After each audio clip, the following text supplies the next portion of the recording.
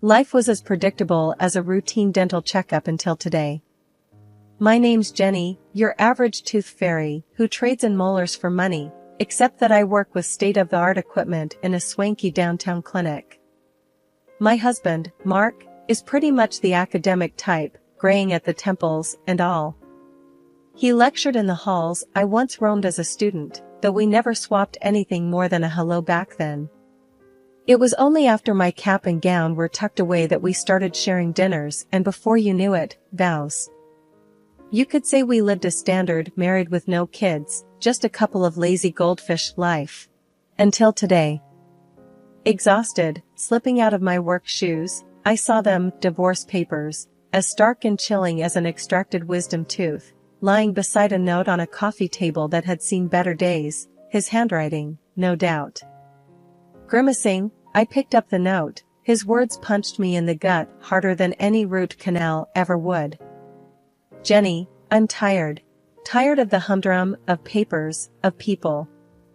I need silence, not the kind we got on Sunday mornings, but the deep kind that you only find away from civilization. Consider this my path to becoming a nobody, to finding some darn peace. Mark. My hands trembled, the note nearly crumpling in my grip. No dramatic outburst, shocked as that to you. I uncapped one of the pens that was always scattered around and scribbled on the back of some grocery receipt, the only paper in immediate reach, then dialed Mark, heart drumming a harsh beat against my ribs. The line clicked, and after what seemed like a year, his familiar, now distant voice answered. Jenny? Mark. What's this about becoming a nobody, huh? You dumping our years together, like last week's trash? Jenny, you're not getting it. I can't. I don't want to. It's not you, it's... Cut the crap, Mark. You leave a note? Papers? Just like that? My voice rose as I gripped the phone like it was a lifeline. Where are you? There was a pause, a silence that spoke volumes. Somewhere you can't find me. Somewhere I can be alone. Alone? And what am I supposed to do, huh? Just sit tight and smile while you play hermit? Jenny, please.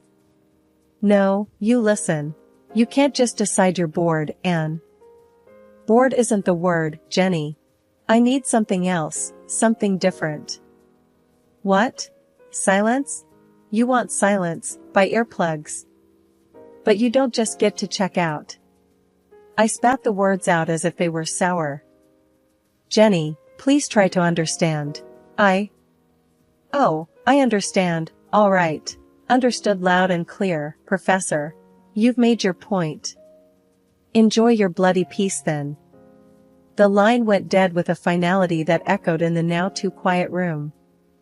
The note lay there, staring up at me with its life-altering news, and I was left to figure out if I was to press on with the painful extraction of Mark from my life or root around in the mess for a sliver of hope.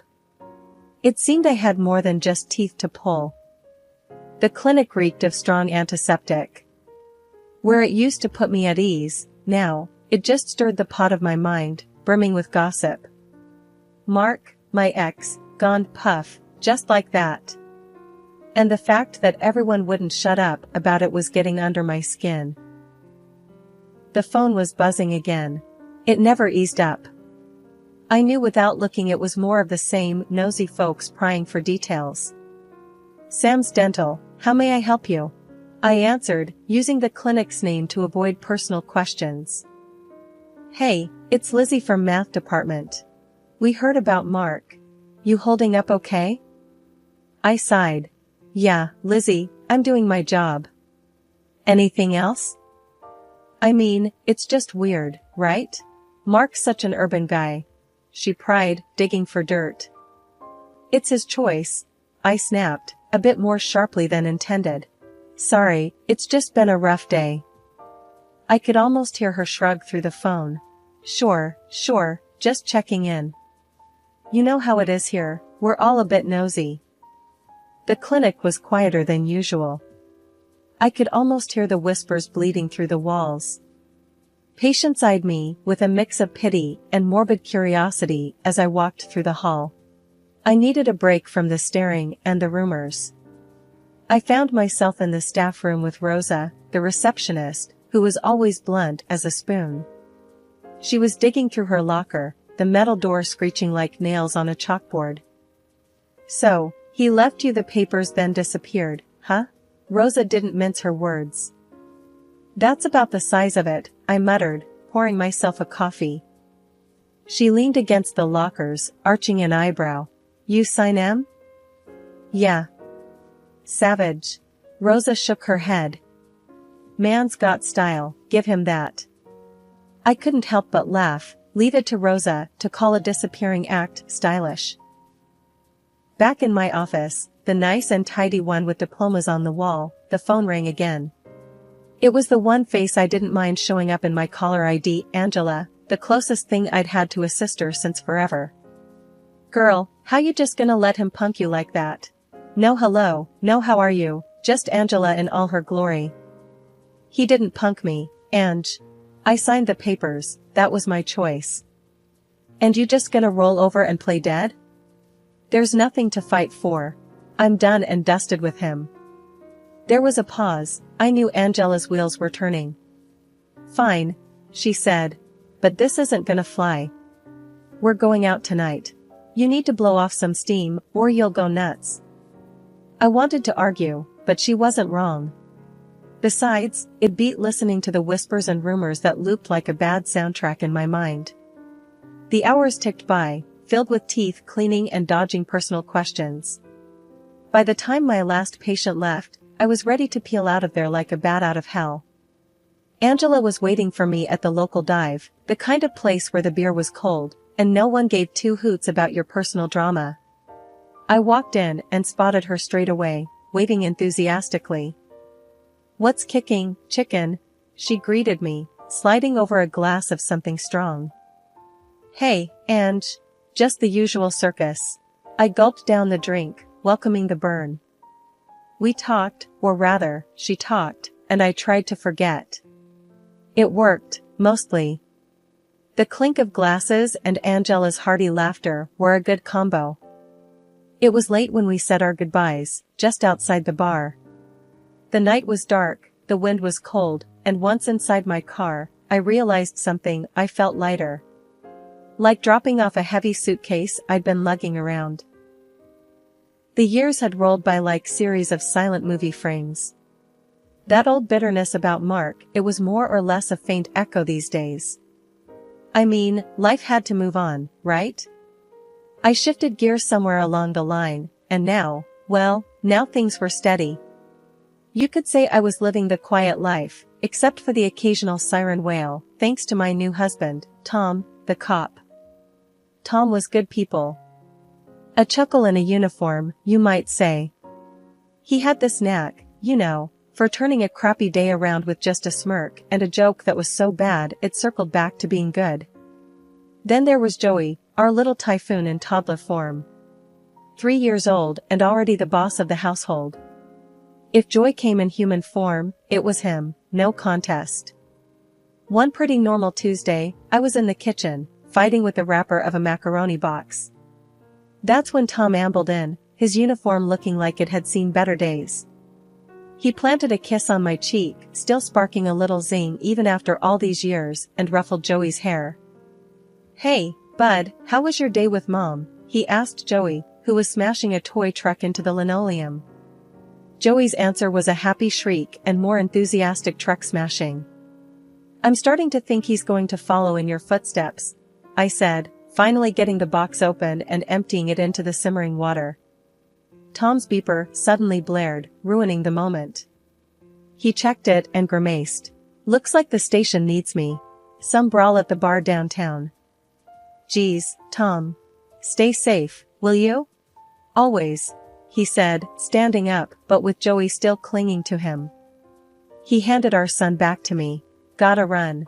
I'll try not to wake you too when I come back." After he left, it was just Joey and me and the hum of the refrigerator. Joey babbled something about Dada, and I couldn't help but feel a twang in my chest. Sure, I had Tom and Joey, a solid job, a roof over my head. But sometimes, when Tom's cruiser pulled out of the driveway, or when Joey's laughter filled a room, I'd remember I once had a different life, a different partner in the dance.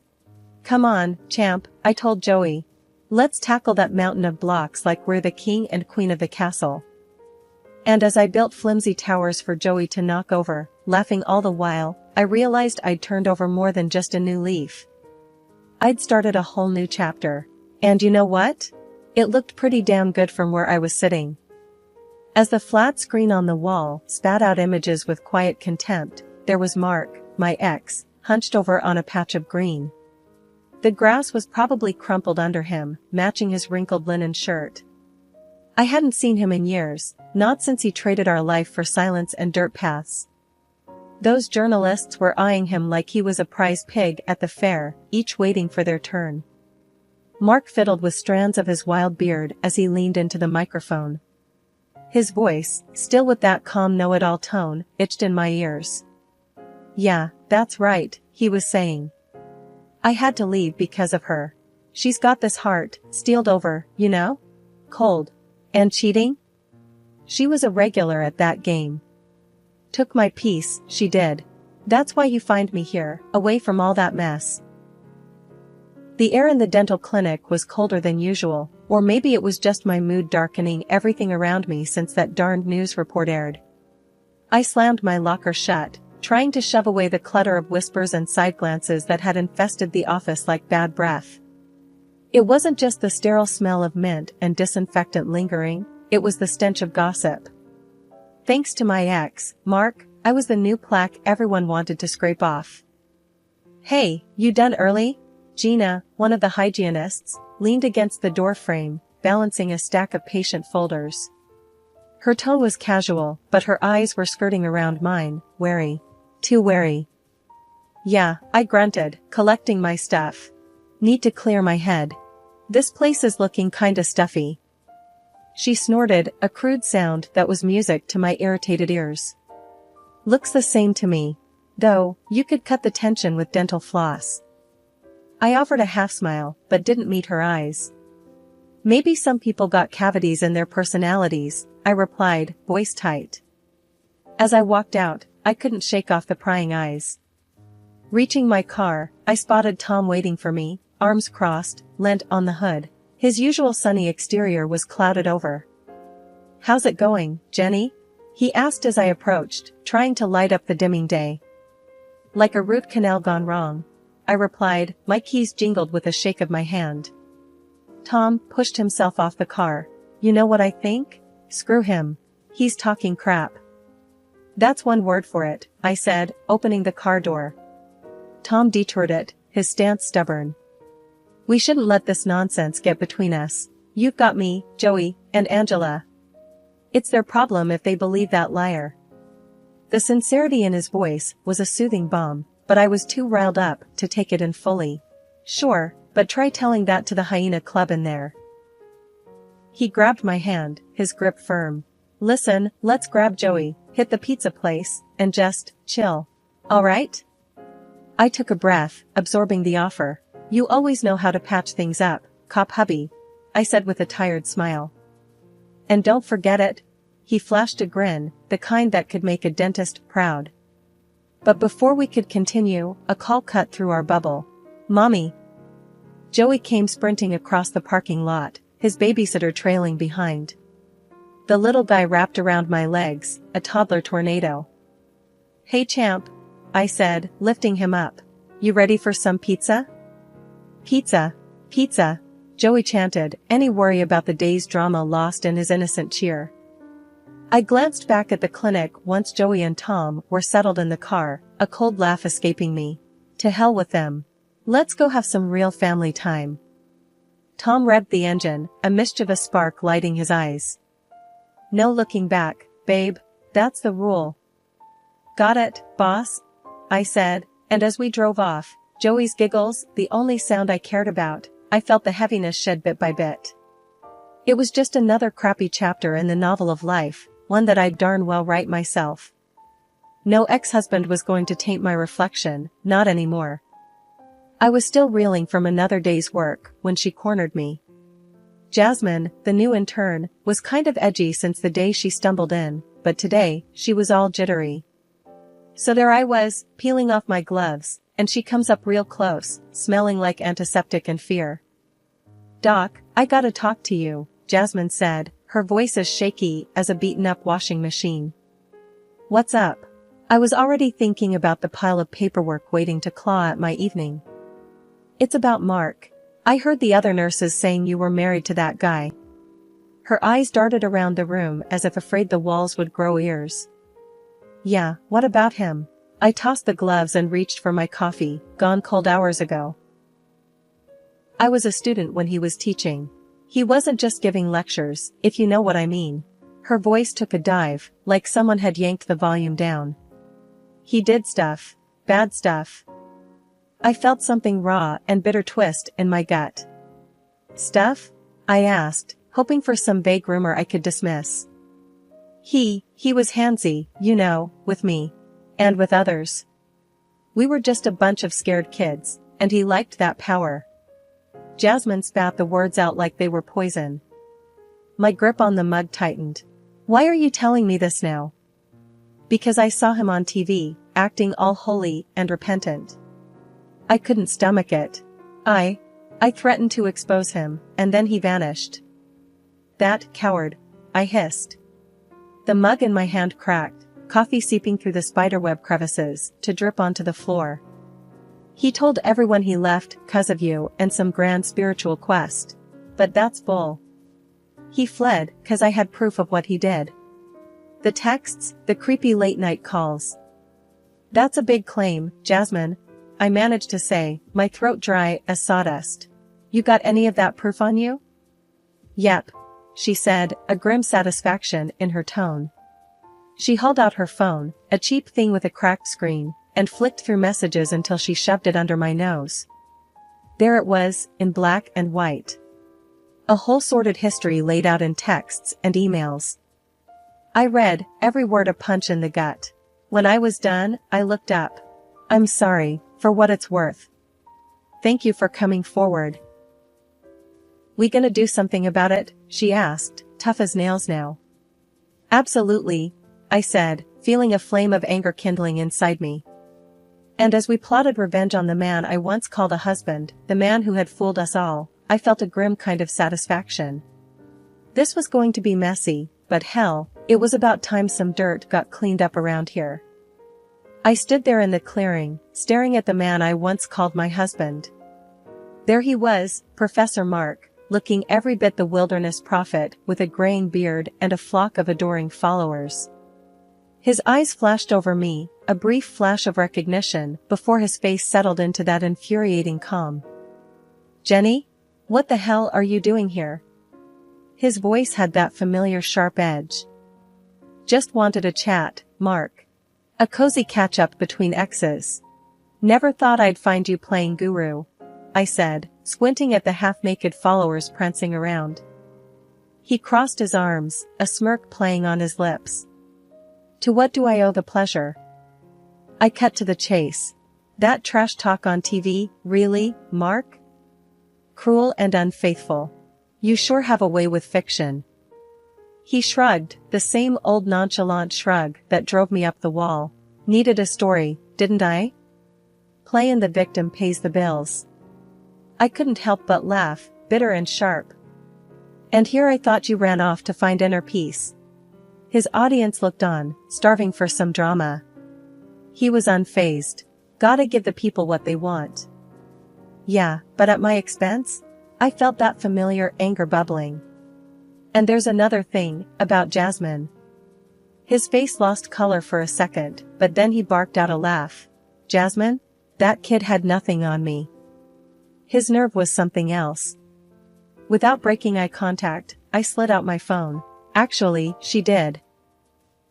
He squinted at the screen as I flicked through the messages Jasmine had sent me. Threats, creepy come-ons, the whole 9 yards. Mark tried to grab the phone out of my hands, but then Tom appeared next to me. The message of protection couldn't have been clearer if he was wearing a flashing sign. It made me feel safe and furious all at once that I needed it. "Look, everyone," Mark's voice broke through the silence, all smooth and soothing like one of those late-night radio hosts. "This is all a big misunderstanding, all right? My ex here, she's got it in for me, that's all this is." I could feel my jaw clench at his words, but I kept my cool. I wasn't about to let him get to me. Not this time. Tom's voice, gravel mixed with thunder, growled next to me. "Cut the crap, Mark. We all know what you did. And it's all coming out today." Mark's followers looked from him to me and back again, like they were watching a tennis match. Just then, the wail of the sirens cut through Mark's phony serenity like a chainsaw through butter. His face drained of color, which on him, looked almost impressive. "Please." Mark was kneeling now, the guru luster gone, replaced by sweaty desperation. "You can't do this. Think of my reputation." Tom snorted, stepping closer to Mark so that the kneeling man had to crane his neck just to keep eye contact. "Reputation? What about the lies about Jenny? What about all those messages, huh? What about Jasmine's story? You think that doesn't count for nothing? The game's up, buddy." Mark looked up at us, his eyes flicking from my snarl to Tom's stony glare, and then to the uniformed officers coming up behind us. There was a moment, a single moment, where he looked like he might run. But Mark didn't run. He just sat there on his knees, looking up. Looking like he knew that the tides had indeed turned. The followers were mumbling among themselves now, backing away from their fallen idol, their murmurs building like waves before a storm. Then, one of the cops stepped forward, flipping open a notebook. "Are you Professor Mark Thompson?" he asked, his tone neutral. Mark just nodded, his voice squeaking like a rusty hinge. "Yes, sir." The officer glanced at me, then at Tom. "We're going to need to take him in," he said, as if asking for permission.